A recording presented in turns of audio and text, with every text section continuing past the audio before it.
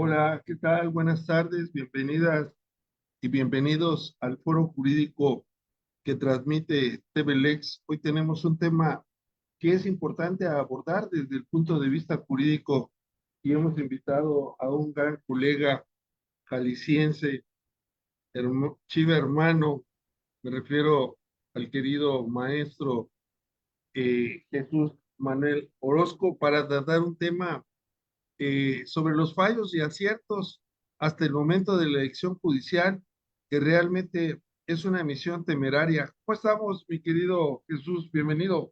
Hola, doctor, gracias por recibirme en TVLex. Es un placer estar con usted en un foro que es seguimiento de algunos otros que tuvimos desde el año pasado, analizando en su momento una inminente reforma judicial que después se fue cristalizando, se fue debatiendo y el Colegio de Abogados Procesalistas Latinoamericanos estuvo atento para hacer críticas puntuales. Y bueno, ahora a toro pasado estamos analizando lo que ocurrió después del proceso electoral. Bueno, podríamos decirlo lo que ha ocurrido porque no termina de finalizar hasta que no estén ejerciendo su encargo y hasta que veamos las primeras sentencias, que es lo que legitima a los jueces, a los magistrados y a los ministros de nuestro país. Las sentencias deben de hablar por sí mismos más que en foros o en paneles. Y en ese sentido, hay varios puntos que se han cuestionado respecto a si era necesaria la reforma al Poder Judicial. La mayoría coincidimos en que sí era necesaria la reforma al Poder Judicial. No coincidimos en la forma. No hay una idea general de que sea a través del voto popular quienes sean elegidos miembros del Poder Judicial, sobre todo los titulares de áreas de decisión.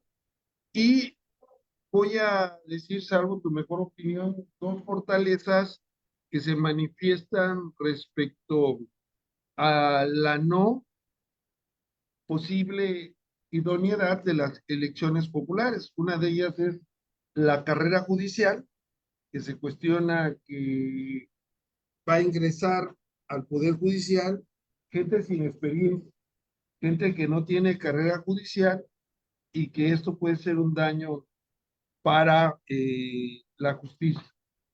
Y otro de ellos también el profesionalismo, porque pues si leemos los requisitos, pues son mínimos, ¿no? Un promedio de 8, una experiencia mínima de 5 o 6 años, no recuerdo exactamente. Y entonces, estos dos puntos, quisieras agregar algunos puntos más sobre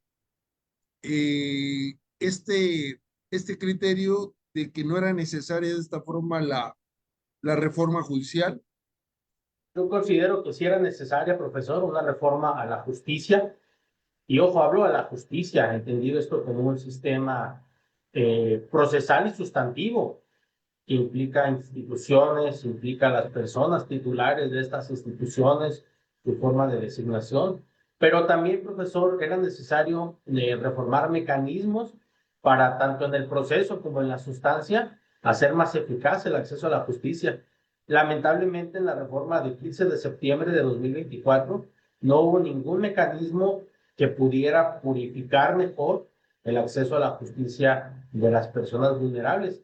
Se dice que posteriormente será materia de otras reformas, por ejemplo, a las fiscalías, que se rumora viene en este año. Pero creo que era necesario, con ese énfasis nacional que tuvo la gran reforma al Poder Judicial, prácticamente de agosto a noviembre del año pasado, no se hablaba de otro tema. Vino a eclipsar esto la elección de un loco en el norte del continente, de Donald Trump.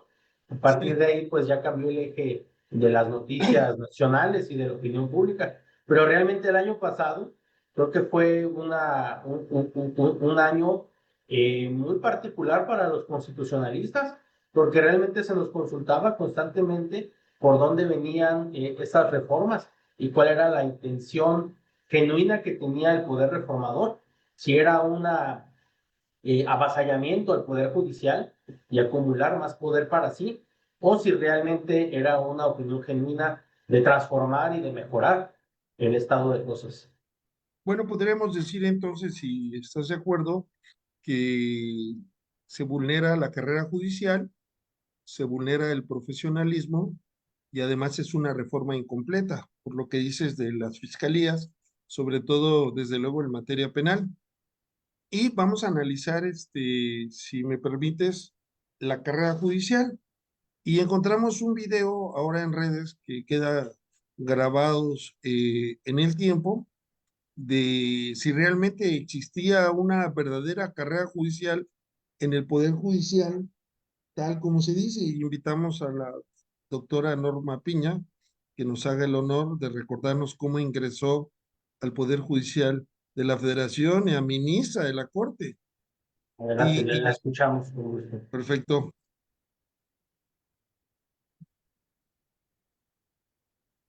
A ver, tenemos una falla del sonido. No hay audio, profesor. No hay audio. Vamos a volver a intentarlo.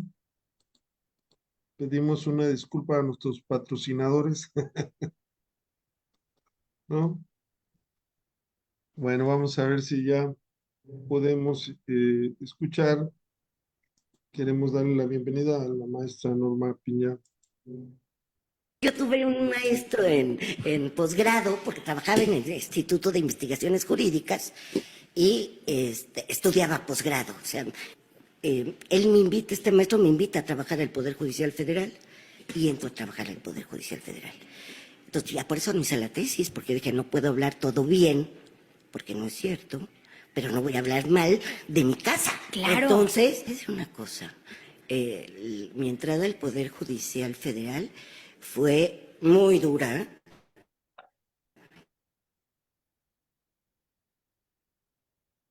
He litigado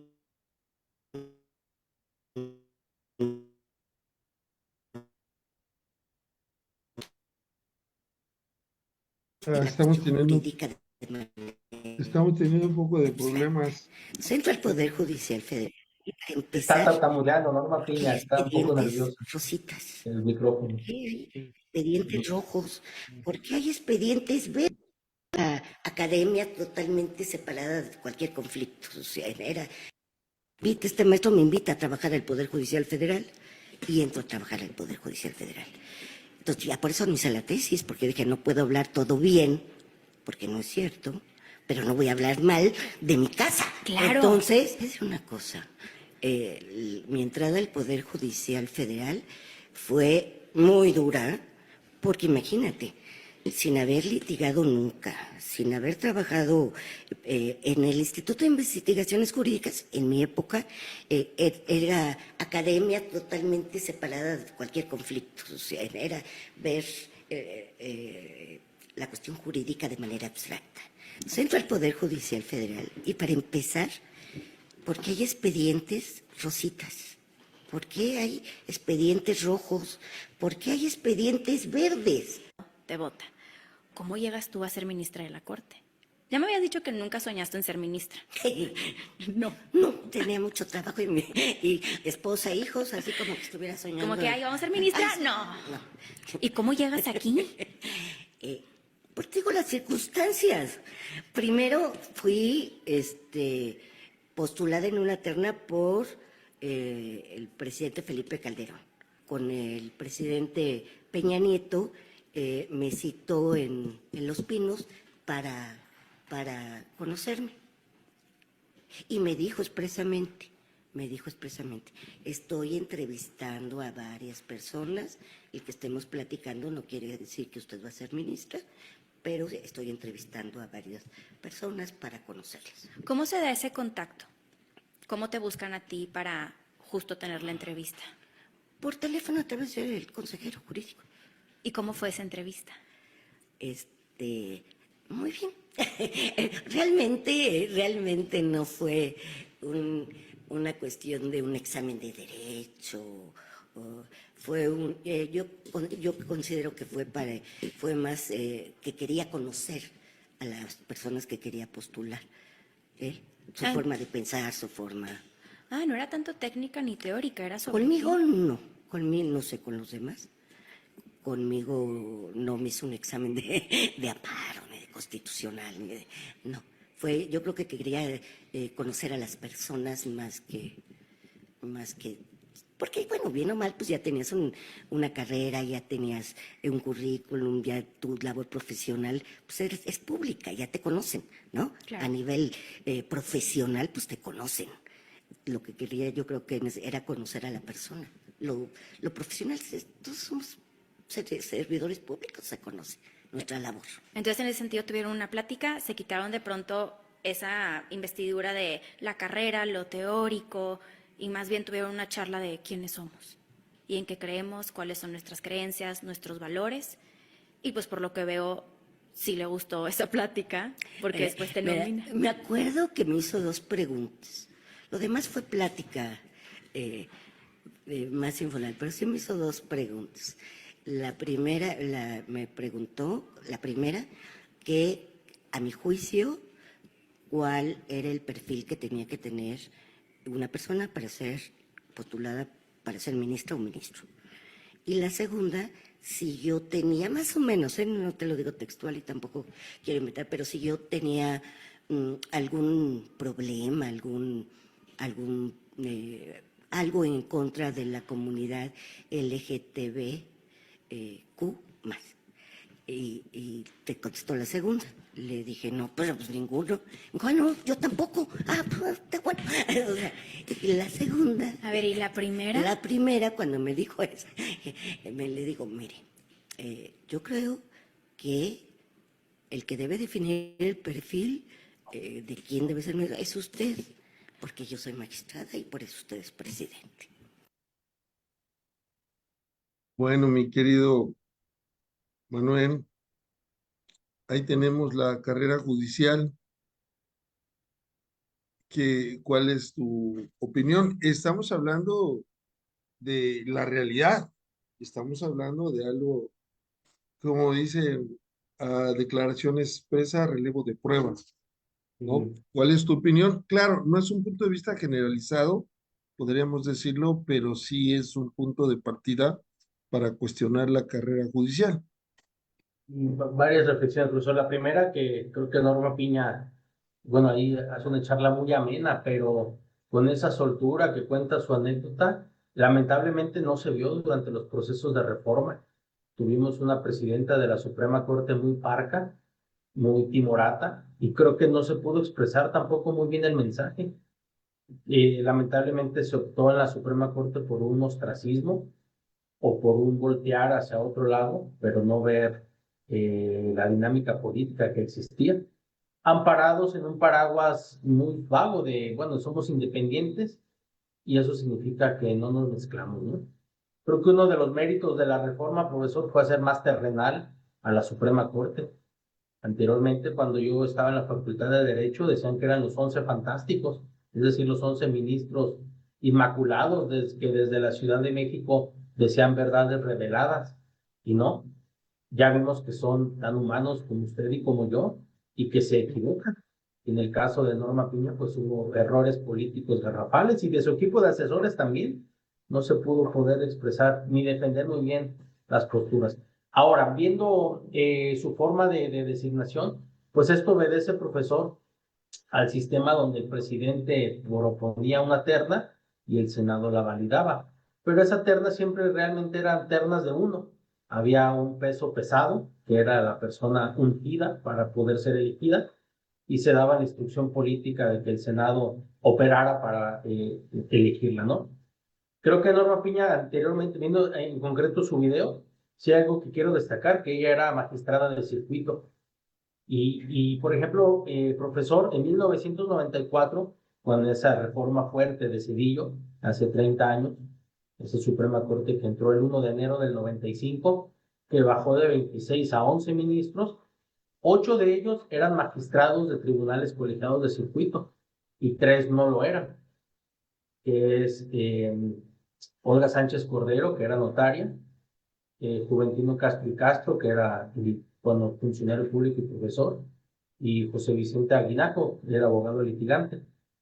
De ahí en más, los 8 eran magistrados de tribunales colegiados, es decir, eran gente que tenía tranquilamente 20, 25 años de estar en órganos jurisdiccionales escribiendo sentencias y atendiendo a las partes. En cambio, profesor, en la Suprema Corte que hoy entra en 2025, entrará en un mes, el 1 de septiembre, ninguno ha sido magistrado del Tribunal Colegiado de Circuito. Y creo que eso se verá en la calidad de las sentencias, profesor, porque la Suprema Corte no deja de ser un órgano jurisdiccional y existen muchos tecnicismos en la normativa mexicana, ya sea en amparo o en controversias y acciones, que son dos leyes reglamentarias diferentes, que deben perfilarse de una forma muy correcta. Y creo que ahí vamos a ver una falencia importante, porque un magistrado de carrera realmente está acostumbrado a escribir sentencias y a proyectar adecuadamente una solución a un caso concreto. Y considero que los nuevos ministros van a carecer de esa expertise. Muy bien. Y escuchándote, pues también puedo reflexionar respecto a que vivimos con muchas falacias y dogmas. Pensamos que las sentencias actuales del Poder Judicial cumplen con los estándares de protección de derechos humanos. Una de las falencias, no sé si estés de acuerdo, es la falta de claridad. Las sentencias no son claras y se necesita un lenguaje más cercano a la gente, un lenguaje que no sea tan técnico, que en lugar de convencer, confunda. En ese sentido, es una oportunidad. Inclusive estaba recordando ahorita, Manuel, lo que dijo el futuro oaxaqueño presidente de la Corte, de acuerdo con los resultados, que una de las cosas que iban a evitar es el uso de la toga. Y ahí vemos que es un golpe al formalismo, porque el hecho de que se establezcan determinados parámetros formales, pues eso no habla de la calidad del contenido de una sentencia. Yo he hecho una crítica muy fuerte respecto a las restricciones constitucionales. De hecho, hemos sido condenados dos veces en dos ocasiones por la Corte Interamericana y ha dicho la Corte Interamericana que deben de usar los jueces de manera obligatoria, jurídicamente hablando, el control de convencionalidad para evitar la prisión preventiva oficiosa y el arraigo penal, tal y como lo regula la Constitución. Sin embargo, la Corte y los tribunales siguen siendo ajenos a esta situación, siguen imperando esa falacia de la supremacía constitucional, como si todo lo que estuviera en la Constitución había que defenderlo, y no nos damos cuenta que en el 2011 hicimos un cambio. Si bien es cierto que mencionaste en 1994 se establece la supremacía constitucional de manera eh, expandida porque se crean las acciones de inconstitucionalidad, se reglamentan las controversias constitucionales también y se expide una ley reglamentaria del artículo 105 de la Constitución. Pero también es cierto que en el 2011 se establece inclusive una nueva época, la época de los derechos humanos. Y en lugar de usar el principio pro hominem que se encuentra en la Constitución, la Corte, con esa carrera judicial, con ese profesionalismo, con esas togas, establece disminución a los derechos humanos. Entonces, no podemos basarnos en dogmas que alejan a la gente, y ya lo que dices y comparto completamente, que estos son sistemas de justicia.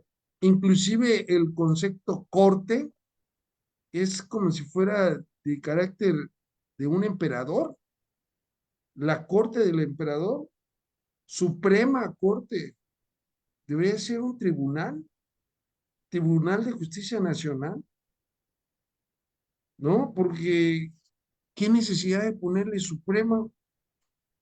¿Qué necesidad de llamarle corte? Si ya terminó esas épocas donde pues imperaba más bien la forma que el fondo. Y un ingrediente más que el propio Poder Judicial en relación a la carrera judicial, estimado Manuel, te comparto. Mira, hubo un estudio que elaboró el Consejo de la Judicatura, que por parte de Felipe Borrego Estrada, en el 2018. Todavía no sé si ya había el primer gobierno de la llamada Cuarta T, pero él indicó que el 48.6% de las personas juzgadoras habían contratado a algún familiar, lo que se conoce como nepotismo. Entonces, esta carrera judicial implica realmente tener experiencia o implica ser parte de la familia que realmente se convirtió en una élite cerrada que en su momento, desde mi experiencia como litigante, puedo decir que en su momento a mí me daba gusto ver sus sentencias, pero poco a poco han ido perdiendo esa calidad, ese fondo, como la idea del, de las restricciones constitucionales, que inclusive José Rocío Cosío, que era ministro de la Corte cuando se estableció las restricciones constitucionales, participó como perito en el proceso de la Corte Interamericana de Derechos Humanos en el caso Rodríguez y otros.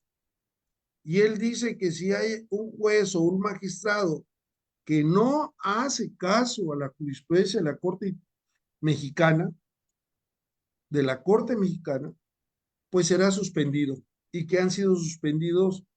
Entonces, ¿cómo se puede suspender a una persona que protege derechos humanos porque nos imponen este argumento de autoridad como si todo lo que dijera la Corte, así como tú lo veías, ¿no? Como un lugar donde estuviera el Olimpo, donde mandaban las instrucciones y pues todos teníamos que obedecerlas? ¿Qué opinas de esta situación del nepotismo en el Poder Judicial?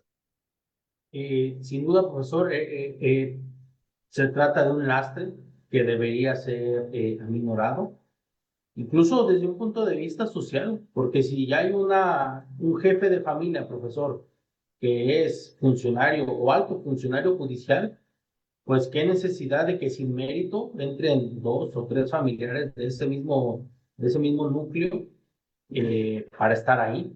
Incluso debe ampliarse esto. Si hay una persona con un trabajo formal y bueno hacia el Estado, en el Poder Judicial, pues por méritos deberían entrar más personas para que todos tengan las mismas oportunidades de acceder a un buen empleo, a un buen retiro, a servicios de salud, a créditos, etcétera. Sí, yo veo algo execrable totalmente el nepotismo, pero lamento, profesor, que en esta reforma tampoco hubo mecanismos sustantivos para tocar el nepotismo.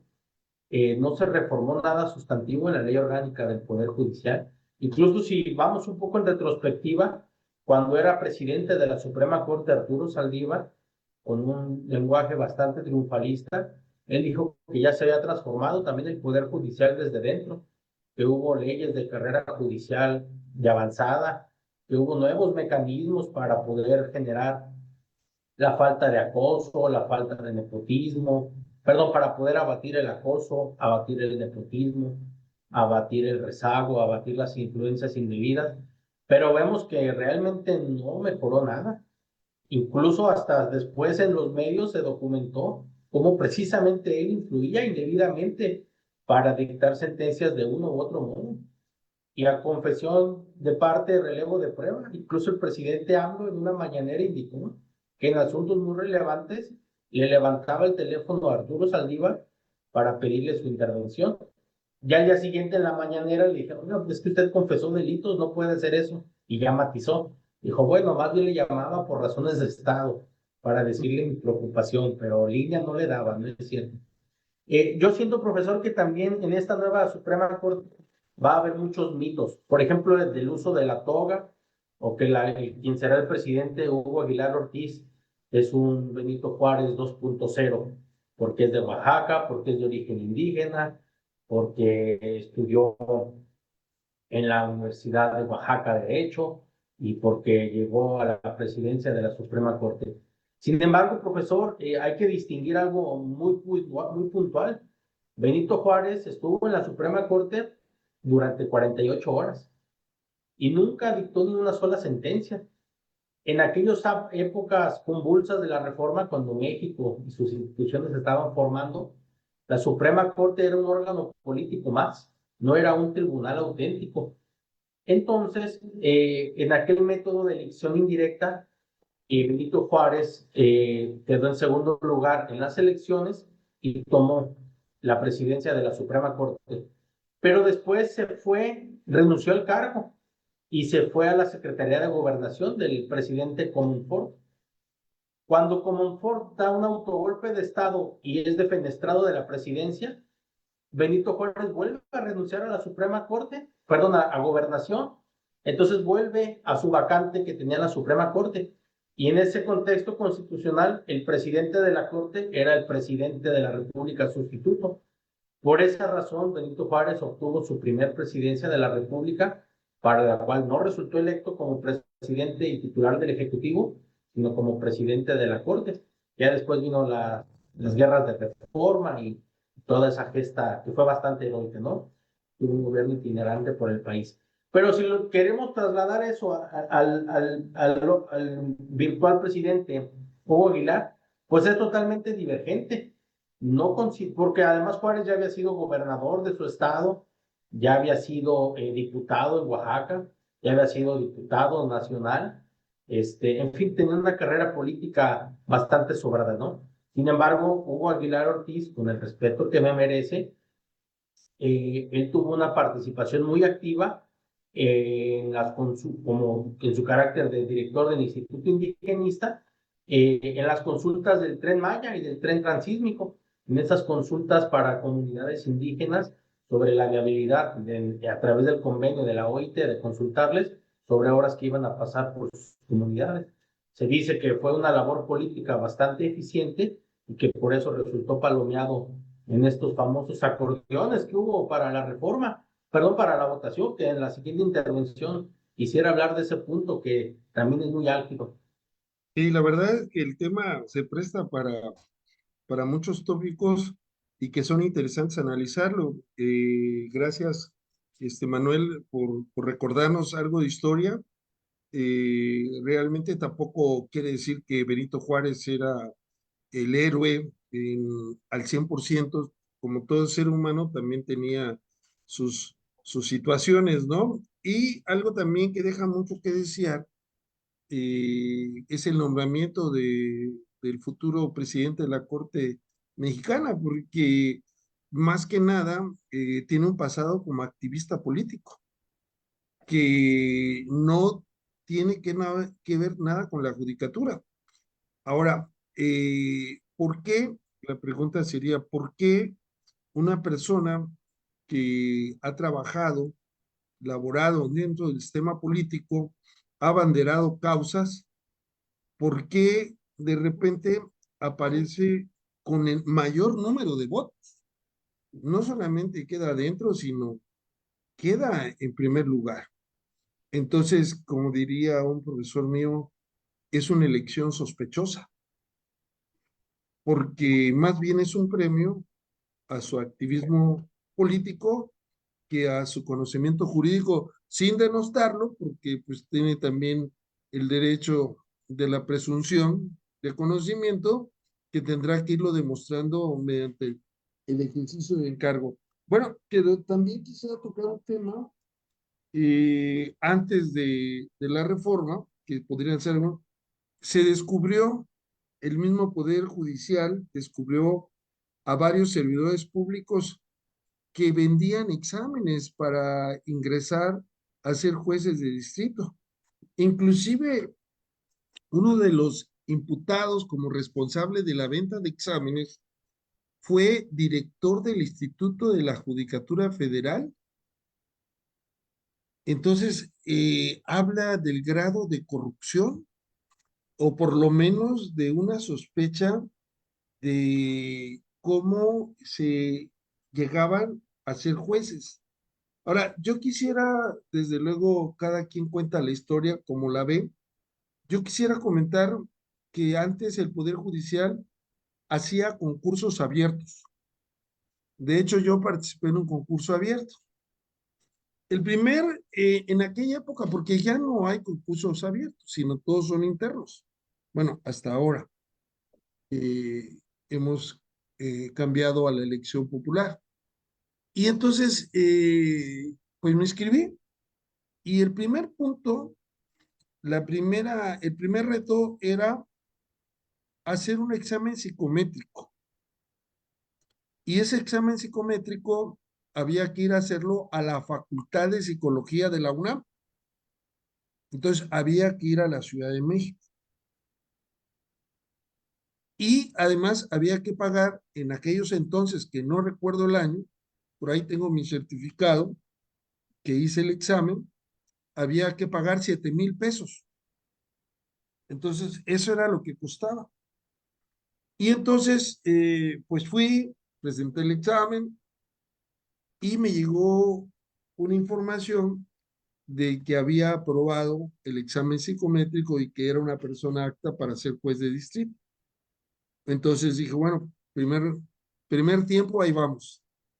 El segundo tiempo, por llamarle así, era hacer un examen técnico.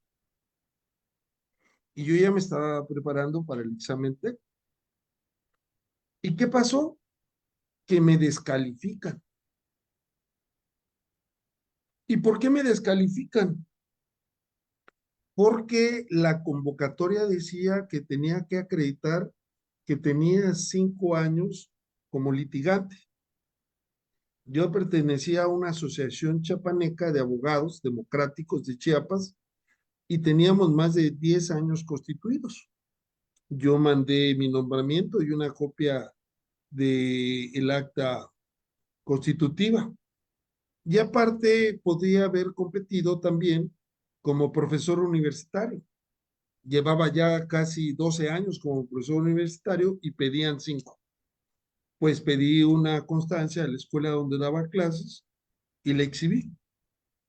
Entonces, la convocatoria no decía nada más.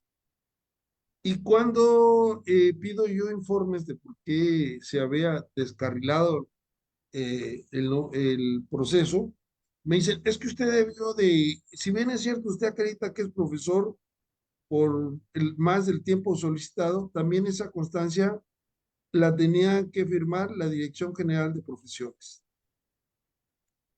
Y yo digo, bueno, eso no lo decía la convocatoria. Y el acta constitutiva de la sociedad debería estar inscrita en el padrón de abogados y no se encuentra a nivel nacional. Y por lo tanto se tiene por no acreditar. Presenté mi recurso ante la corte obvio lo desechó, presenté mi recurso de reclamación y pues lo confirmó. Y entonces, realmente la poca experiencia, pues realmente no fue muy grata. Y otra experiencia que tuve, estimado Manuel, es que de repente hacían cursos o hacen cursos para ser secretario de acuerdos, ¿no? Tanto de juzgados federales como tribunales. Y entonces me inscribí. Ahí no tenía la intención de ser secretario de ningún juzgado. Yo me inscribí por aprender y por conocer a la gente que se inscribía. Y los profesores eran magistrados y jueces. Entonces era interesante pues ver directamente a quienes resolvían los asuntos. Y entonces después me enteré que terminó el curso, todo bien. Me enteré que los que habían seleccionado pues eran los que no llegaban, los que eran familiares de, y la mayoría de la gente que tenía el interés de continuar en el Poder Judicial, subir un escalón más, pues no fue considerado. Esa es la experiencia que yo tengo y que me atrevo a pensar, porque yo escucho algunos, bueno, si te van a dar la plaza, que te digan cuánto es y lo pagamos. A ver cómo le hacemos y lo conseguimos. Es decir, existe una corrupción. Y si nosotros tenemos a un juez que puede entrar de estas formas, pues es un juez que puede también inclinar la balanza por otras motivaciones más que jurídicas. ¿Quieres agregar algo, mi querido amigo? Ciertamente, profesor, el sistema no era para nada satisfactorio. Desde el nombramiento de ministros, que me referí en mi primera intervención, esa terna de uno realmente, pues no garantizaba realmente una buena auscultación de los conocimientos. De hecho, esa entrevista de Norma Piña relata pues que fue una charla de café prácticamente con el presidente Peña y con dos preguntas bastante escuetas, ¿no? Creo que si hay una designación de un nombramiento tan importante, pues debe haber un examen profundo de conocimientos, de sus posturas políticas, de sus posturas éticas, de sus trabajos anteriores, ya sea como litigante, como académico, como juez, y poder ver realmente cuál es su pensamiento jurídico. Creo, profesor, también nos centramos mucho en la renovación de los ministros de la Corte, pero esta reforma tocó mucho a los magistrados y jueces federales. La mitad de los cargos fueron sometidos a elección y también en muchas entidades federativas se renovó a la totalidad de los poderes judiciales estatales. Entonces realmente fue una revolución vertiginosa que se va a tener en la justicia. Lamento, profesor, también que en esta nueva reforma quedó una Suprema Corte, yo le llamaría muy chilangocéntrica, es decir, todo enfocado en la Ciudad de México. Usted y yo, que somos de entidades federativas del interior, no se advierte una participación genuina de otros estados. Ciertamente Hugo Aguilar, que es oaxaqueño, hay un profesor que es de origen de Tepic, pero después ya estaba muy afincado en la Universidad Iberoamericana en Ciudad de México. En fin, todos tenían un tema laboral ya de arraigo y de años en la Ciudad de México, por no decir que la mayoría de ellos nacieron y estudiaron en la Ciudad de México. Entonces creo que eso fue un gran error también, profesor. Hay un punto que debemos siempre analizar, que la reforma constitucional, conforme el 135 de la Carta Magna, implica las mayorías de 2/3 partes del Senado y de los diputados, pero también la mayoría simple de las legislaturas de los estados. Y ese paso siempre se nos olvida y se da en automático. ¿Esto por qué? Pues porque los partidos políticos son nacionales. Y si ya vino una instrucción política nacional, pues ninguna entidad se opondrá. Dicho sea de paso, Jalisco se opuso a la reforma constitucional de este tema del 15 de septiembre pasado, de la reforma judicial. Con esto quiero dar a entender que los estados quedaron fuera de ese concierto político para poder ajustar realmente que se escuchara la voz. Tengo ahorita en mente, por ejemplo, que tenemos 32 supremos tribunales de justicia en todo el país. Me pongo a pensar si en esos tribunales no habrá también magistrados de mucha valía, de mucho conocimiento técnico también, que tengan una amplia experiencia, una amplia vocación, una probidad muy acreditada. Hombres y mujeres, magistrados de amplia carrera, que están ahí escondidos y que nadie sabe de ellos. Debería haber un eco para que esos supremos tribunales de las entidades realmente tengan un eco y un alcance nacional, porque no olvidemos que somos un país federal.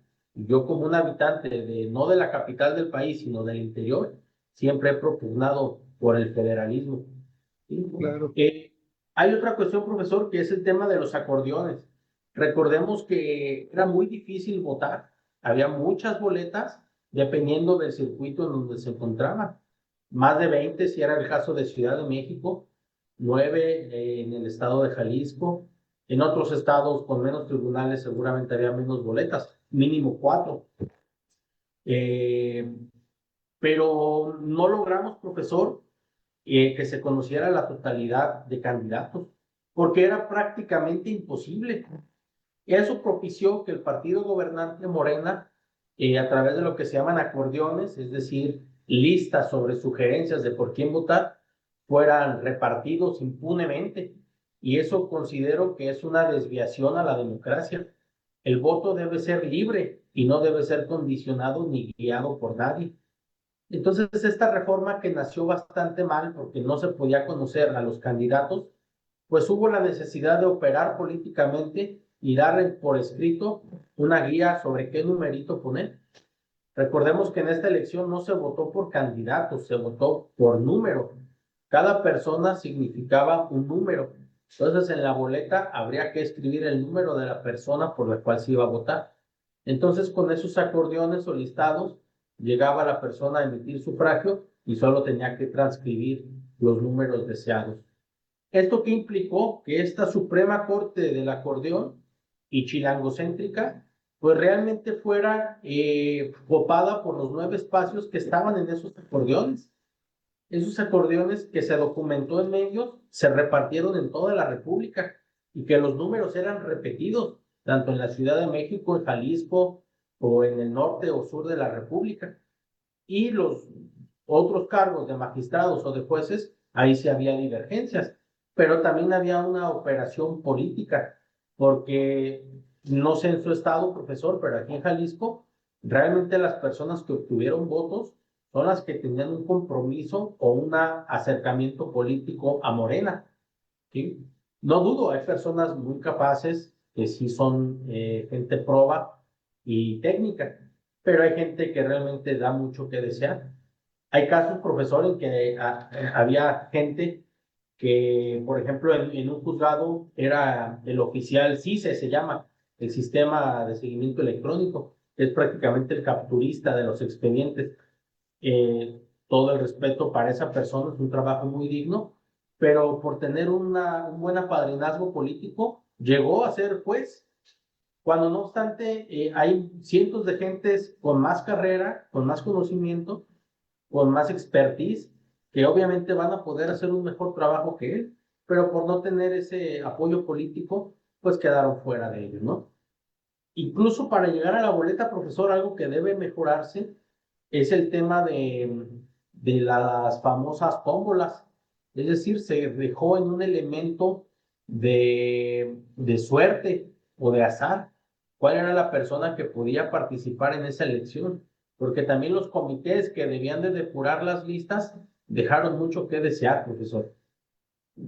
Sí, la verdad es que aquí estamos viendo en la pantalla lo que mencionaba respecto a los 881 cargos judiciales federales que fueron los que elegimos en México y cómo está distribuido por ministros, magistrados de tribunal de disciplina, magistrados de circuito, jueces y juezas de distrito. Ahora, yo quisiera también hacer una crítica al, al proceso. Eh, creo que el proceso dejó mucho que desear, el proceso electoral. Pienso que el INE no tuvo la capacidad creativa ni usar la inteligencia para dar a conocer verdaderamente a los candidatos. Los candidatos tuvieron por mutuo propio que andar haciendo en TikTok y en otras redes lo que podían hacer. Inclusive por ahí ganó uno que le ponen como sobrenombre el ministro Chicharrón, porque él dice que solo sus chicharrones truenan, y así convocó a que votaran por él y ganó. Ahora es ministro de la Suprema Corte de Justicia de la Nación. Ahora, el uso de los acordeones no lo justifico, desde luego, por nada del mundo, pero lo explico.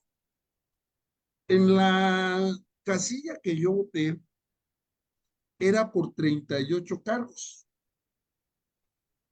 De esos 38 cargos, pues había una lista de personas que no conocía y muy pocos que conocía, y eso que soy abogado, postulante y profesor desde hace más de 30 años.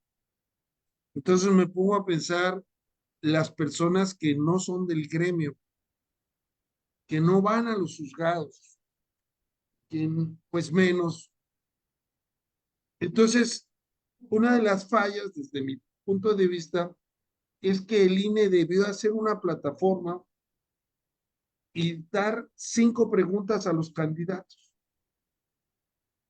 y que contestaran cada uno de ellos y hacerlo por región.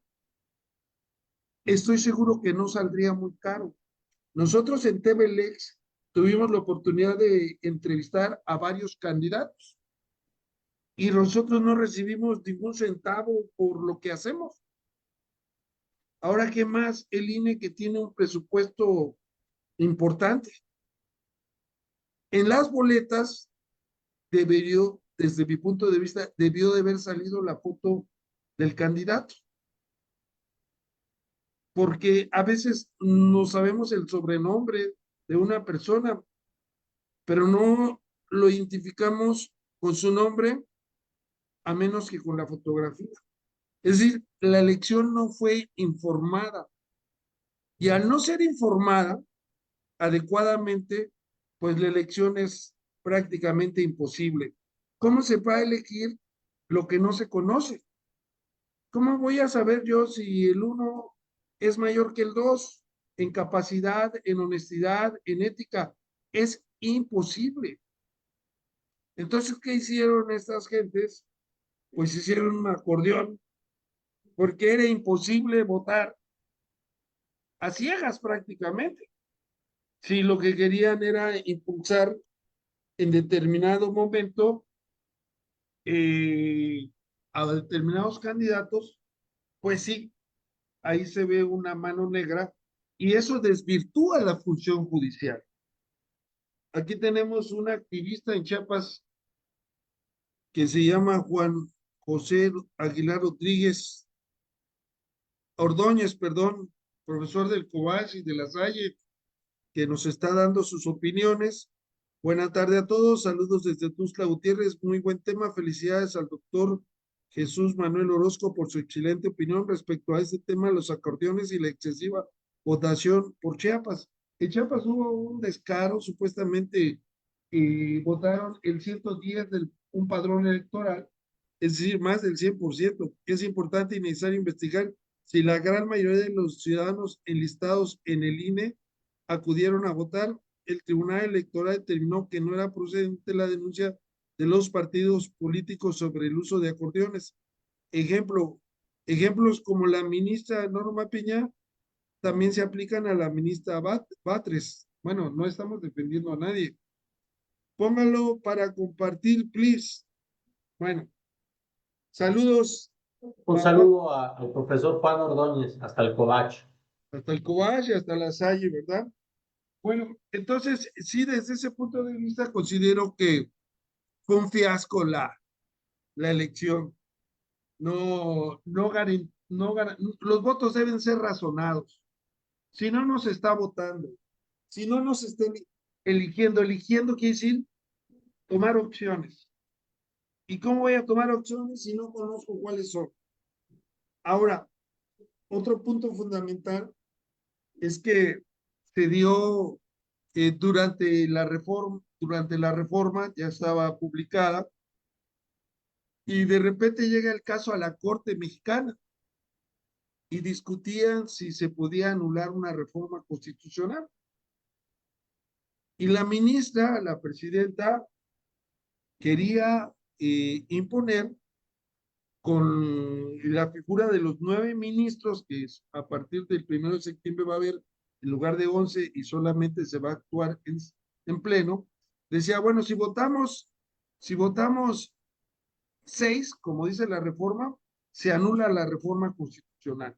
Es decir, desde mi punto de vista, y este es otro tema que sería interesante conocer tu opinión, la Corte Mexicana se transformó en un órgano político de oposición o se mantuvo como un órgano imparcial, autónomo y no entró al juego político. Vamos a ver un video, si te parece. Bien. Pero tengo que pedirle a la licenciada Neidalí que nos dé el sonido porque estamos en vivo desde TV Lex, transmitiendo para todos los rebeldes con causa. Como no le alcanzan los votos a Norma Piña, ahora quiere que se reduzca a 6 votos para invalidar una reforma constitucional. Regresamos al tema original que traemos desde hace tiempo. Si se necesitan 6 u 8 votos. Si se necesitan 8 votos para Estoy de invalidar acuerdo. una ley Es el general. tema que nos quedó pendiente, Claro. que Sí, no sí. acabamos de discutir hasta que viéramos una acción que nos daba para el tema. Eso es todo. Sí. Ministra Esquivel. Sí, obviamente si se requieren 8 votos para invalidar una ley, con mayor razón si se pretendiera invalidar la Constitución. Entonces, esa es mi opinión y además la integración de 11 evidentemente tiene para la invalidez. Gracias. Claro. ¿Alguien más quiere? En el mismo sentido que la ministra Yasmín Esquivel Moza. Yo congruente con mi voto cuando establecimos lo de votos. Ahora bien, ¿qué sucede en una segunda parte? Al no tener ellos 8 votos para poder invalidar una parte de la reforma constitucional, toda vez que 4 consideramos que es improcedente las acciones de inconstitucionalidad contra reformas constitucionales y 7 decían que sí es procedente, pues no iban a alcanzar los 8 votos para poder invalidar alguna parte de la disposición constitucional. Ahora bien, en un segundo intento... ¿Qué te parece, mi querido Jesús? Eh, Eso es no, un yo argumento voto por los jurídico. 8, pero esto también tiene un contexto, profesor, que la propia Constitución dice en su redacción vigente en ese momento, que fue la posterior a la reforma de 15 de septiembre, que las resoluciones de la Suprema Corte podrán declarar la invalidez de las normas siempre que fueran aprobadas por una mayoría de cuando menos 6 votos. Y Esa es luego hubo un artículo la 11º transitorio Sí. que dice, para la interpretación y aplicación de este decreto, los órganos del Estado y toda autoridad jurisdiccional deberán atenerse a su literalidad y no habrá lugar a interpretaciones análogas o extensivas que pretenden inaplicar, suspender, modificar o ser nugatorios sus términos o vigencia. Es decir, el propio poder reformador de la Constitución se dio un balazo en el pie porque estableció una votación de 6 y luego la anudó más diciendo que solamente tenía que tenerse la literalidad, ¿sí? Haciendo una interpretación teleológica, realmente son los 8 votos, pero haciendo una interpretación literal como el propio legislador constituyente estableció, bastaban con los 6 votos. Pero yo me decantaría por los 8 votos, profesor, por la teleología.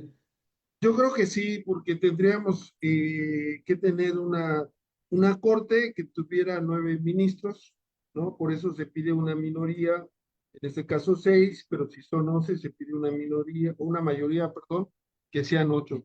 Pero el tema de la cuestión es, ¿se politizó la Suprema Corte de Justicia de la Nación? Porque ahí vemos dos bandos prácticamente. Yo considero, profesor, que la Suprema Corte sí es un órgano político porque es la cúspide de un poder político del Estado, que es el Poder Judicial. La Suprema Corte no es un órgano jurisdiccional ordinario de instancia que resuelve conflictos solamente interpartes. Creo y considero que la interpretación constitucional que tiene la Corte sí le da un poder muy amplio que debe ser muy mesurado y aplicado conforme los criterios que permeen en la época en que se dicten. ¿Qué quiero decir con esto? Que hay un principio de previsibilidad, profesor.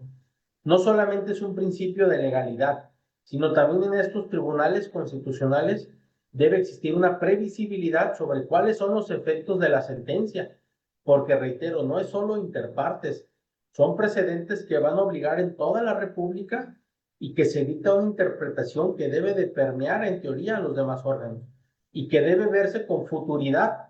Lo que se resuelve hoy quizá tenga efectos en 1 o 2 generaciones más adelante. No, Por y eso lo es la tiene. importancia. Y ¿Perdón?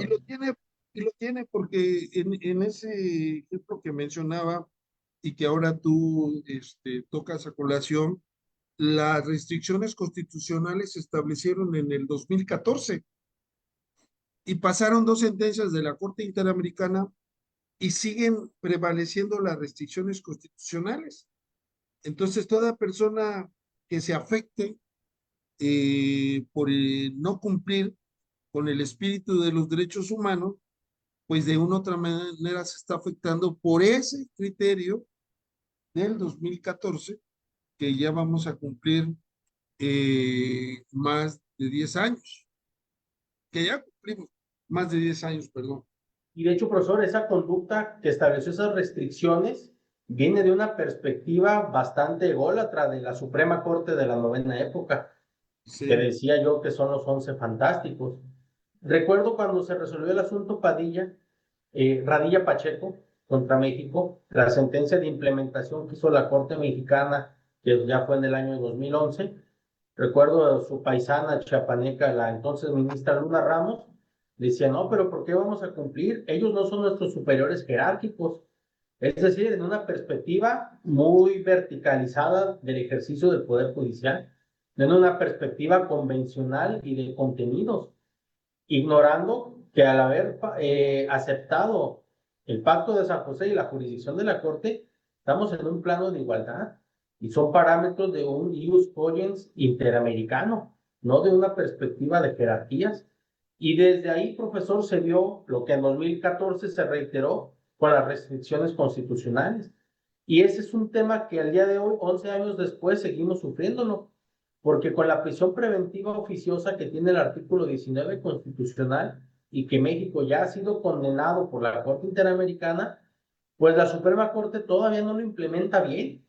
Hay acuerdos que dicen que tienen que esperarse todos los asuntos en México hasta que la Corte dicte jurisprudencias. Sin embargo, ya es muy claro que la Corte Interamericana declaró inconvencional ese artículo 19, que la prisión preventiva no es sinónimo de automaticidad, que con solo estar ante el juez por un delito de ese catálogo, pues ya en automático te quedas en prisión. Entonces, desde ahí vemos, profesor, una dinámica bastante cerrada de no poder hacer un derecho convencional. Finalizo, profesor, ahorita que estoy tocando esos temas interamericanos, sabemos que TVLex tiene un impacto interamericano y creo que esta reforma de elección judicial que tuvimos en México no es un camino que debe ser emulado por otros países. Recientemente Gustavo Petro en Colombia ha mencionado que sería una muy buena idea elegir a los jueces, pero considero que esos son distractores, profesor, para los grandes y serios problemas que enfrentan nuestros países en términos de desigualdad, de migración, de narcotráfico, de violencia. Creo que es desviar un poco el foco hacia la elección judicial y no es un buen camino. Entonces, a los colegas que nos ven en otras latitudes, con toda honestidad digo que en México nos hemos equivocado porque no hemos ni siquiera ideado bien una elección judicial y menos aún la hemos implementado de forma adecuada. Sí, también coincido, pero la cuestión, mi querido Jesús, es que no hay que ver las cosas de forma de maniqueo, es decir, o está bien o está mal. Hemos analizado algunas cuestiones donde el Poder Judicial anterior, vamos a llamarle así, pues yo recuerdo que la ministra a quien has hecho referencia, se me fue ahorita el nombre, fue Luna Ramos. Luna Ramos, Margarita Luna Ramos, fue mi profesora Fue su maestra. en posgrado. Y yo estaba muy tranquilamente y vi una declaración de ella que decía que hacer caso a los tratados internacionales por encima de la Constitución, pues era traición a la patria. Y la verdad yo no lo creía, la tontería que había dicho.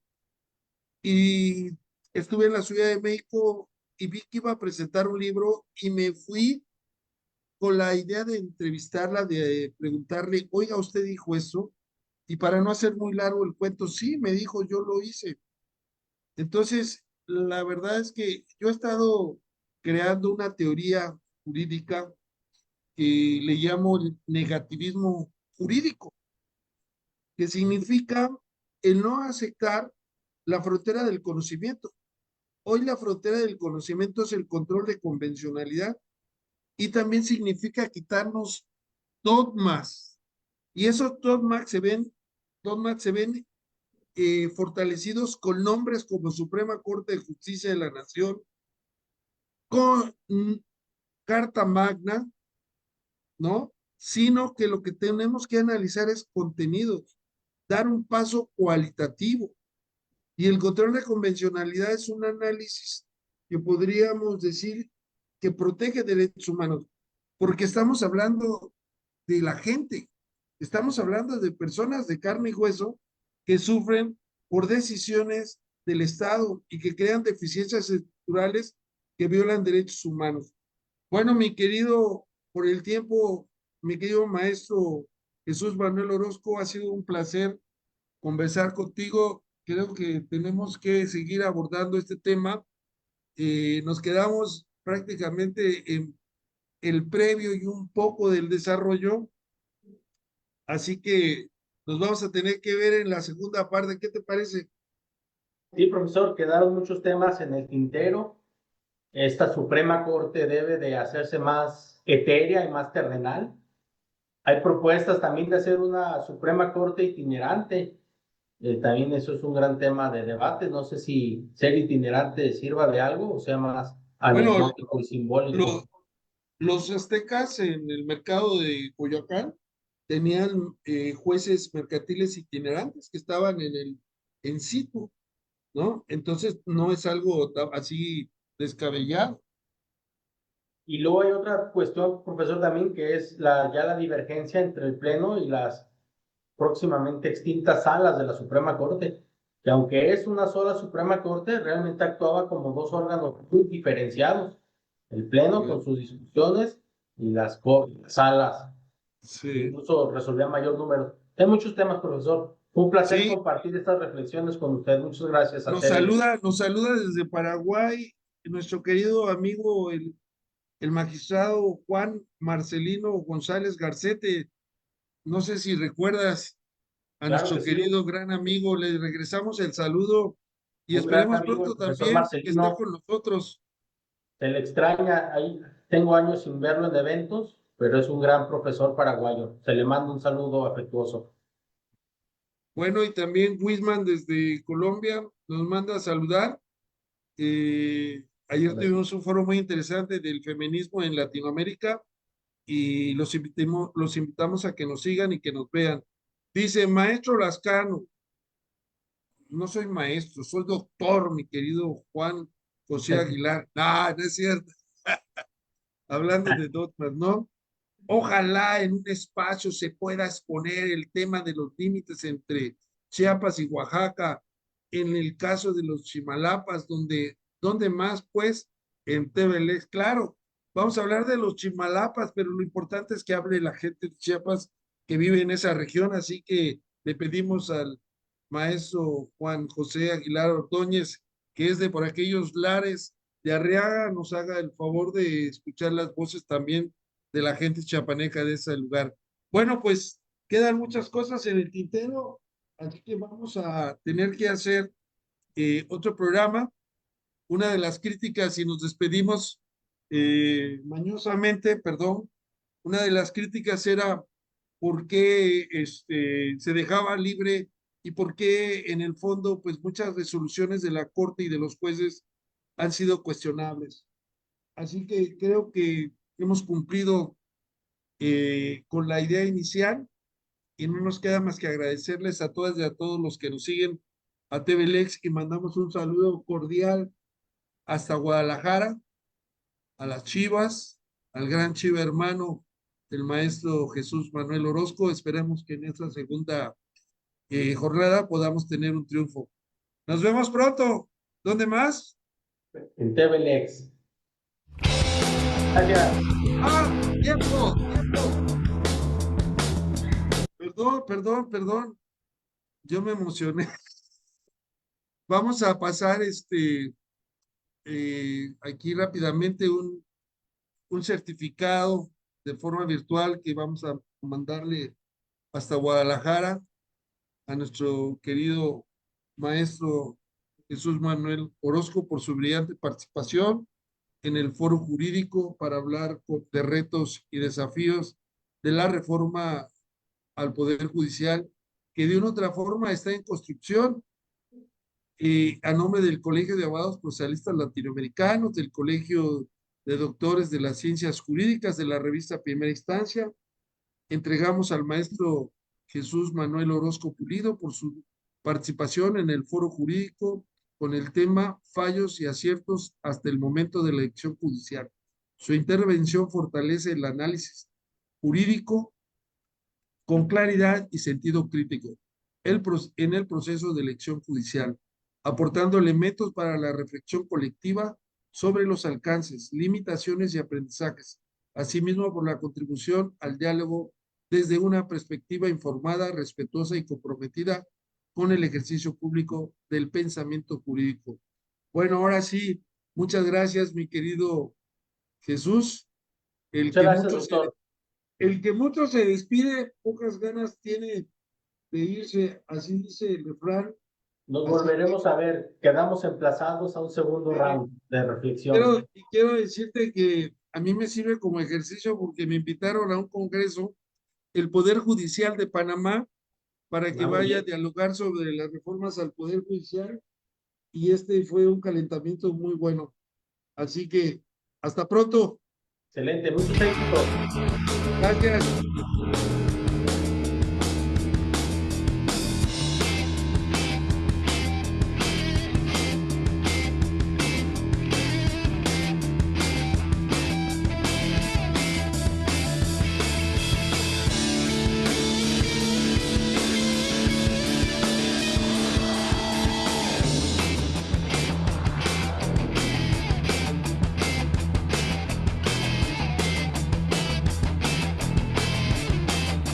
Entonces yo tuve un maestro en posgrado, porque trabajaba en el Instituto de Investigaciones Jurídicas y estudiaba posgrado. O sea, él me invita, este maestro me invita a trabajar en el Poder Judicial Federal y entonces la persona me salió porque no puedo hablar todo bien, pero no voy a hablar mal de mi casa. Claro. Entonces